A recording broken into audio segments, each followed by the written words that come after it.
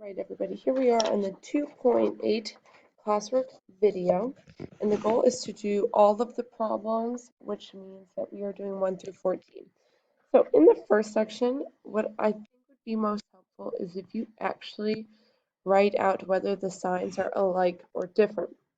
Like in number 1, the signs are different, so that means we're going to be finding the difference and then actually write it out. So you would say like 12.5 minus 3.7, right? Because we're not using our calculator, so we borrow, this becomes a 1. Then 15 minus 7 would be 8. Bring that decimal down. We have to borrow again. 11 minus 8, or 11 minus 3 would be 8. So then when you go to give your answer, you have to think, okay, which had the bigger absolute value, which was the positive.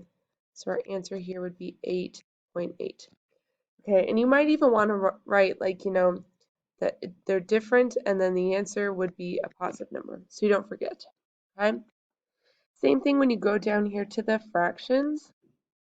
So like in number 7, well, number 7 is actually straightforward. It's just adding.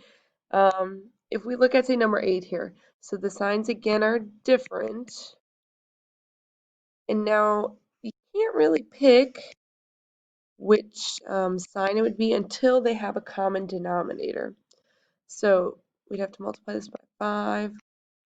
So this would be like 9/10 minus 5/10.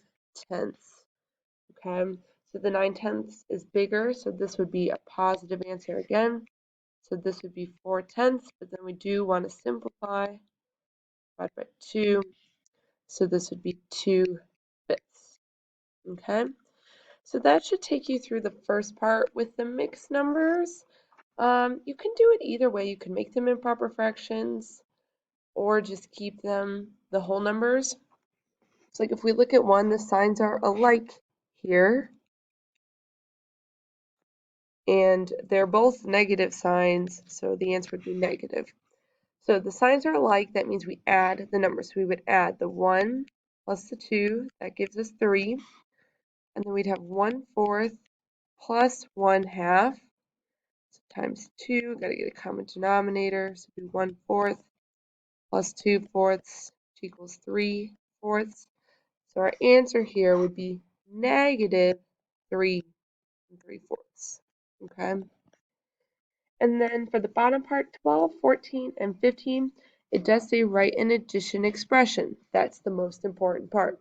So Tuesday's temperature was negative 8.6 degrees Fahrenheit. By Friday, the temperature rose 17.5 degrees. What was the temperature on Friday? So we started at negative 8.6, and then we're adding the 17.5.